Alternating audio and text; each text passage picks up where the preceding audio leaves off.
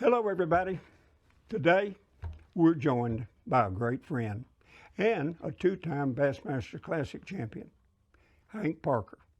You know, he's been a force in this fishing industry for well over 50 years now. And I know you're probably interested in what he has to say when I ask him these three questions. Hank, old buddy, if you were in a tournament and you could only use one lure, what would it be? Hey, Bill, that's a good question. Let me tell you, that would vary from the time of year, water clarity. There'd be a whole lot involved, but let's just say it was kind of midsummer, dog days, tough. I'd probably go to a shaky head. There's nothing that seems to be as effective for me as a shaky head in the summertime. Now, if it were wintertime or late fall or early spring, it'd probably be a jig. I can definitely see you throwing a shaky head, but I would have bet money that you would have said a spinnerbait for one of those.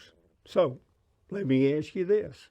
Right now, what's your favorite lake to fish? You know, Bill, that has changed for me over the years. If you'd asked me this 20 years ago, I'd have said Santee Cooper. If you'd asked me about 10 years ago, I'd have probably said Sam Rayburn over in Texas.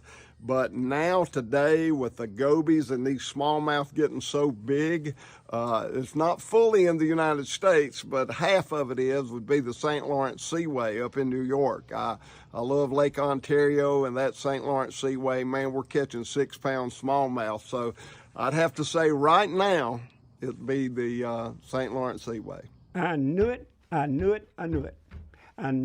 you were going to say some lake way up north. And hey, let me ask you this.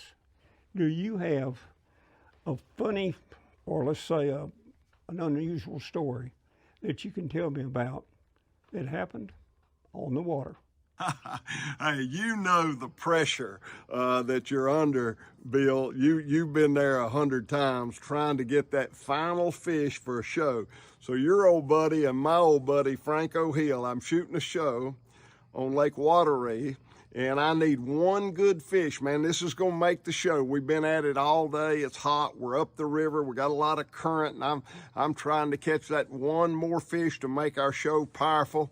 And old Franco's in the back, and he starts hollering, man, and his rod's bent over, and I'm thinking, yes, Lord, this is it, man. We're going to have a great show.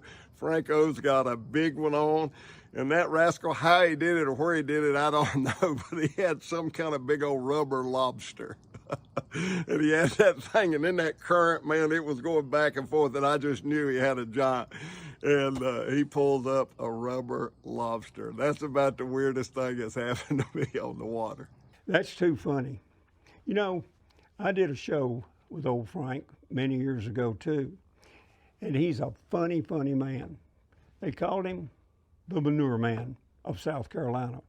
Well, Hank, thanks for joining us, and we'll catch you next time, buddy.